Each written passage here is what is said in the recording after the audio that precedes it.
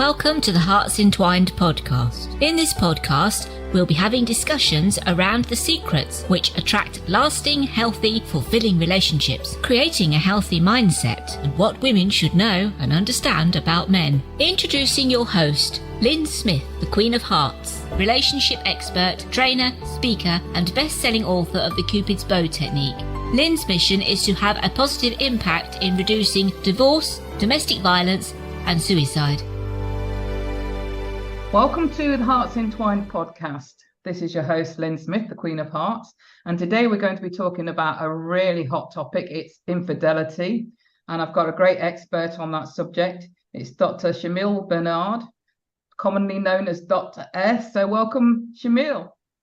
Well, thank you so much. Thank you so much for having me.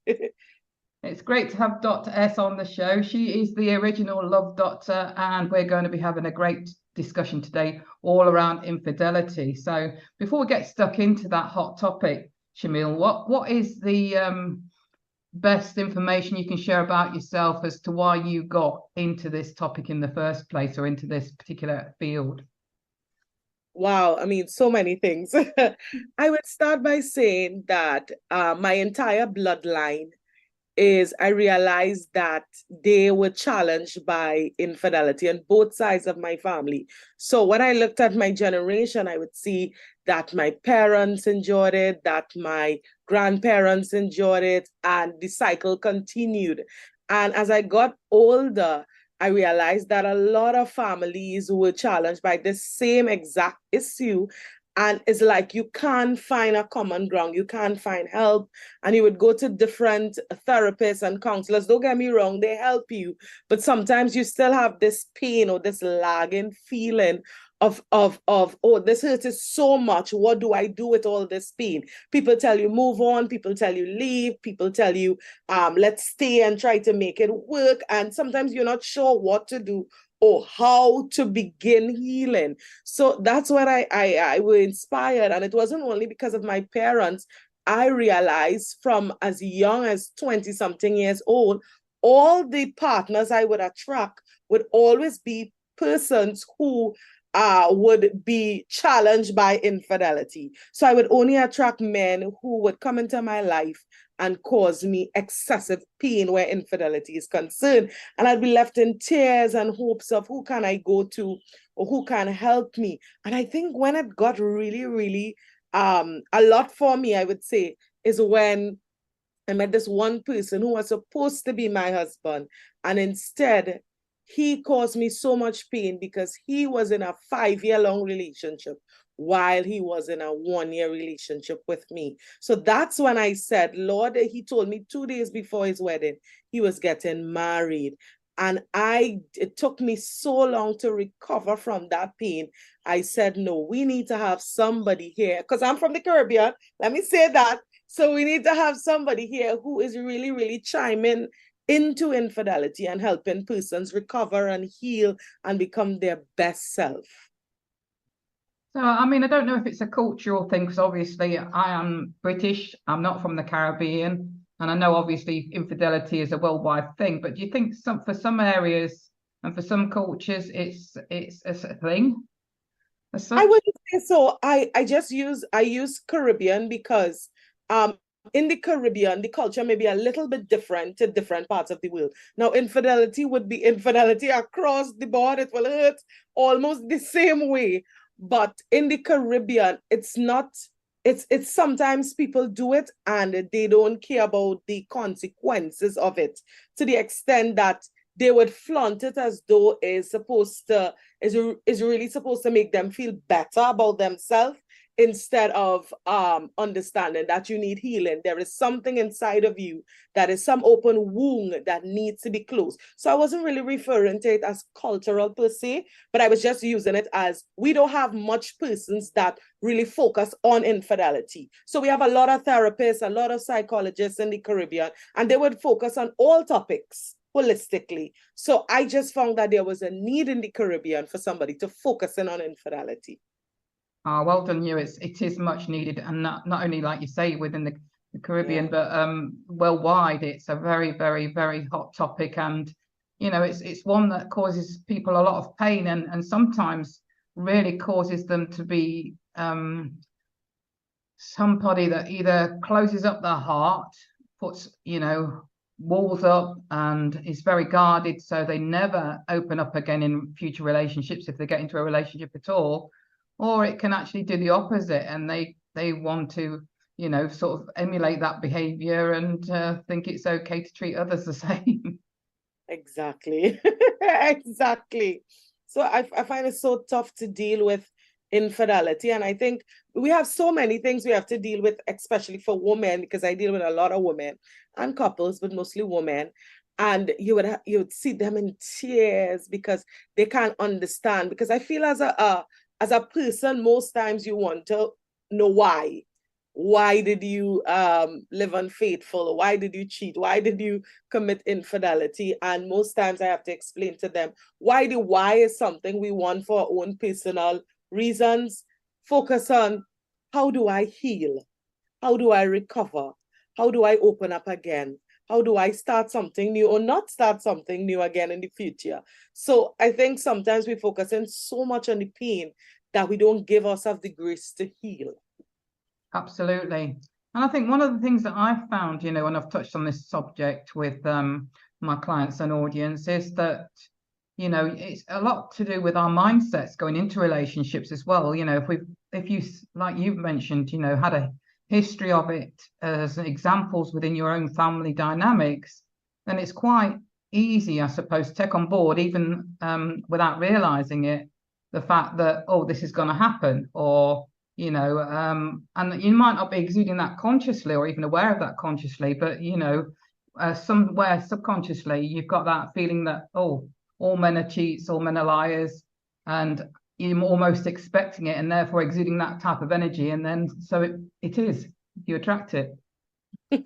Yes, that is it. And I think what happened is sometimes we pay so much attention to red flags that we don't focus on other flags, like the orange and the yellow ones and stuff. So sometimes my clients would say, oh, I saw the red flags. And I said, but did you pay attention to the orange ones and the yellow ones before we reached to the red one?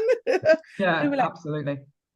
They'll be like, oh, there are other colors. And I would laugh, because sometimes we pay attention to the final destination of the issue and we don't pay attention to the journey leading up to that point. So, and I was very naive. So I could tell you, I was one of those girls who would pay attention to the final thing. If I knew, if I had an idea. But, as well, if we be honest, sometimes we see these things very early, but we ignore them. We think that they would change. Where women have this tendency of thinking that we have the power to help men become better. We take them on as projects. We can help them somehow heal and transform and change. And truth and in fact, change is a choice. And no matter what you do as a person, if someone decides that they aren't going to change, trust me, they ain't changing.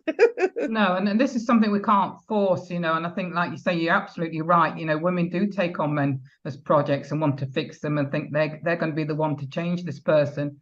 But they're not going to change unless they're inspired to do so of their own free will, are they? Exactly.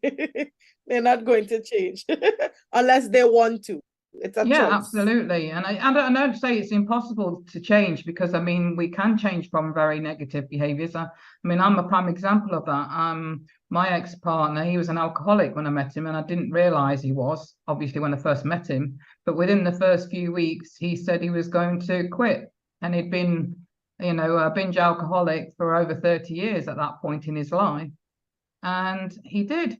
And he's been sober, and it's been 13 years now he's been sober. We're not together anymore, but, we were together over 10 years, but he did quit and he never went back to drink. So it is possible that men become inspired to change, but it isn't by you demanding that. No, it has to be a choice. And what I've learned too, I think it's something mutual as well. When because sometimes you would see, I know even from your experience, you could probably say as well that sometimes two persons would come into your office or virtually or however you conduct your sessions, and you would find that you're there and you're showing them, you're giving them all the advice and all the tools and resources they need, but one of the persons, they're not receptive whatsoever. They are not interested. They're here because their partner said, we need this. Yeah, they're a hostage, in other words. Yes, that is it right there. And they're like, oh my God, just hurry up and finish. They're not verbally saying it, but you could feel their energy and know that they don't want to be here. Yeah, there's a hostage in the room. That's how I refer to it. That is it. And it is so hard sometimes when you meet a person and they don't really want to be there. So sometimes I have to use like little tactics and say, listen, let me talk to him or her by themselves, wait outside. That's for the in-person sessions. And then we would come together as a unit and be like, okay. And when I get to talk to them alone, then sometimes I'm able to put myself in their position and understand that some things they can't see in front of their partners. Some things they are afraid to see in front of their partners. That's why I say with infidelity, sometimes I think the process is, it's important to deal with them individually at one point so that you can really, really see from their lens how they feel or what they're going through. Because trauma is another big aspect of why we behave the way we behave sometimes and why we show up in a relationship the way that we show up. So sometimes when I get to deal with them individually, I'm able to say, oh, that's the gap right there. That's the hole right there. That's the reason why you show up like that in your marriage or relationship. So it's so much. It's so much when it comes to infidelity.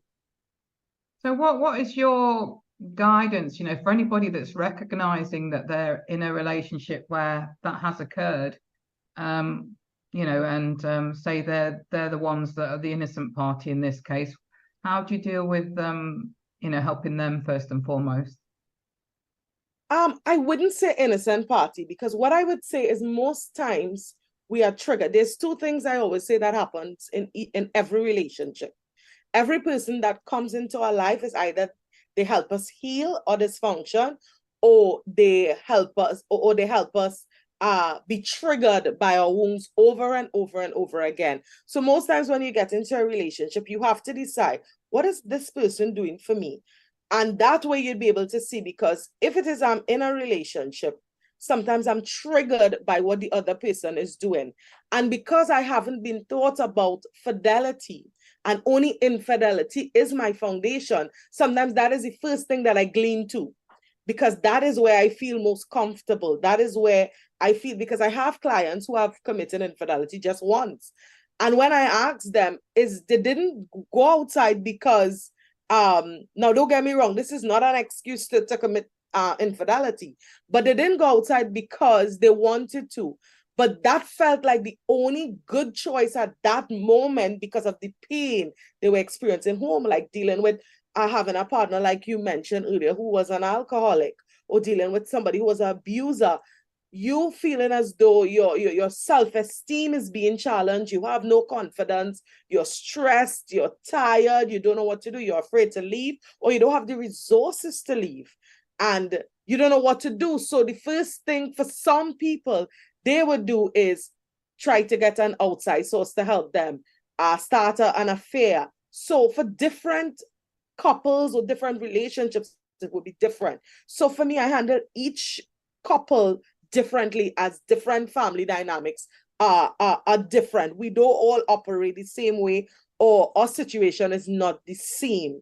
So the very first thing I do is try to get to the foundation of the relationship. What was it built on? What happened along the way? Is it that they had a good foundation? They went to therapy to deal with their individual issues and traumas and open wounds? Is it that they didn't think that was important? Did they do counseling before so that they would be able to navigate hard situations? Is it that they have a track record of infidelity and they were a serial cheater? So for me, I first try to find where are the holes in the relationship and the marriage, and then we go through a entire process dealing with individual and then as a unit. That's if the couple wants to heal. Now, in some cases, people don't come to stay together, which is fine. Some people come to heal individually and then go their separate ways to start new and healthy relationships. So I always start there. And one thing I think that a lot of relationships they don't do is sometimes we take for granted if we are in a relationship, because there's different types of affair. And sometimes we don't recognize, listen, it's an affair he was having. Because I had couples who come to me and said they had issues that wasn't infidelity. But then when we go through these sessions, we realize the whole issue in the entire marriage is because of the infidelity that happened 20 years ago that they swept under the rug and tried to move on, you know? Right. Yeah, so it's so important, I think, to identify what is the actual issue or challenge. Why do I behave the way I behave? Yeah, I so 100% agree with what you're saying there. And like you say, each couple have got their own unique backstories, haven't they? Yes. And some are like, wow. So it really depends, right? So do you think there's ever a way forward, for a couple to reconcile on the back of infidelity or not? I believe there is, but not for all couples. So at the beginning of my practice, I was like, everyone could heal, and which is true. Everyone could make their marriage work. But I have learned over the years that everyone can't make their marriage work. Some people choose not to. Some people can. I had one client and he preferred to die than to forgive his wife. It was so bad.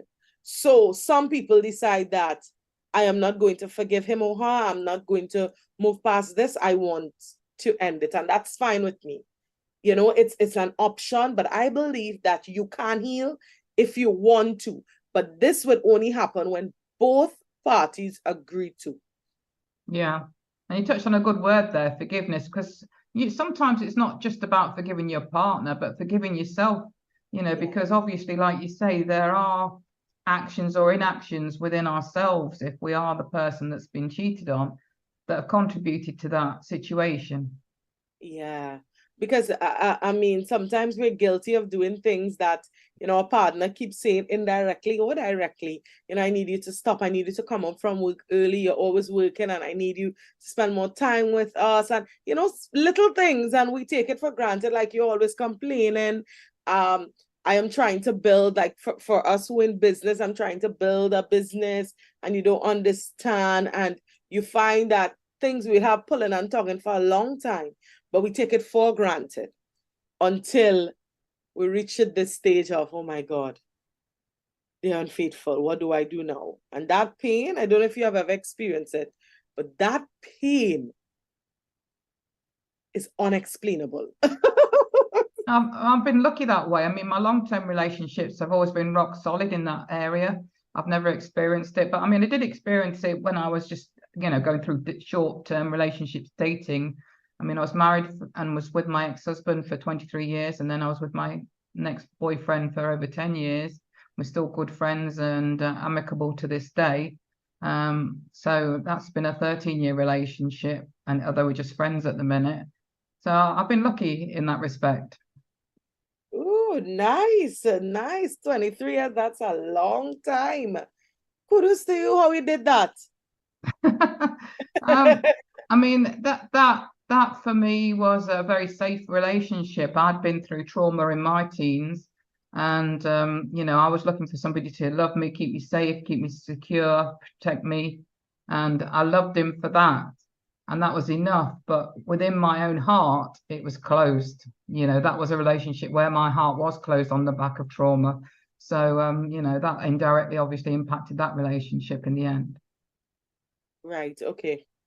Oh, nice. Well, congratulations on 23 and 10. That's 33 years of your life. Yeah. And I can honestly say, there was no infidelity or adultery, cheating, whatever word you want to call it, within either of those two long-term relationships. So very lucky with that I have had, good guys so to speak, in my relationship. So, but obviously I do understand, from working with women and with the audience and the clients that I serve, that this goes on in relationships. Yeah, it does. And it's uh, and I think that is like one of the top issues with regards to relationships. I mean, we have others, of course, but infidelity, out of every 3 couple that I meet, I can safely say 2 would be challenged by infidelity.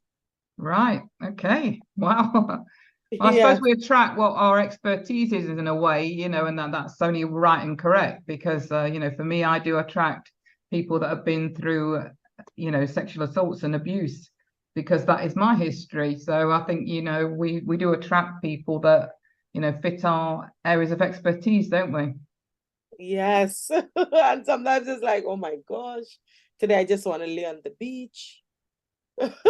Yeah. But yes, and someone would just start to talk to me and it would lead us right down to that area. And I'd be like, okay, so you went through that too. And then they would start to cry and I would be, okay, that's the end of relaxing on the beach. What do we do from here? So most times we do attract persons based on our expertise. Absolutely. So, in terms of, women that are currently, or even men that are currently listening, that have probably been triggered by this conversation because they have been massively hurt or are currently being hurt because they're in this situation, what are the things that they can do to help themselves? Okay, so what I would always say is the very first thing to do is ask yourself, is it that I want to make this relationship work? Is it that I want to heal from this marriage or relationship? What is my way forward? Not how am I answered, meaning why did it happen, but how do I heal?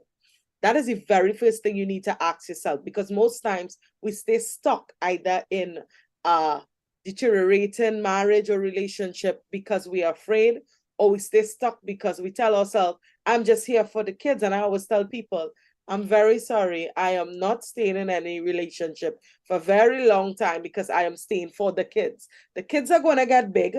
They're going to start their own relationships and leave me and your mom or dad here. And I'm going to look around and say, I wasted 25, 30, 40 years of my life staying for the kids.